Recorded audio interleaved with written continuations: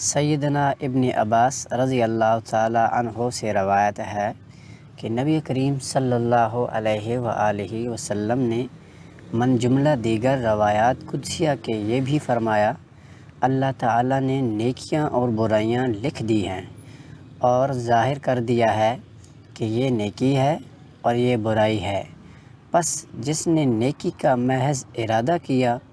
اور ابھی عمل نہیں کیا تو اللہ تعالیٰ اس کے نامہ اعمال میں پوری نیکی لکھ دے گا، اور جس نے نیکی کا ارادہ کر کے عمل بھی کر لیا تو اس کے نامہ اعمال میں 10 سے 700 تک بلکہ اور دگنی تگنی جتنی چاہے گا نیکیاں لکھے گا، اور جس نے برائی کا ارادہ کیا لیکن اللہ تعالیٰ سے ڈر کر مرتکب نہ ہوا، اس کے لیے بھی ایک پوری نیکی کا ثواب لکھے گا، اور جس نے ارادہ کر کے برائی کر بھی لی تو اس کے لیے ایک ہی گناہ لکھے گا۔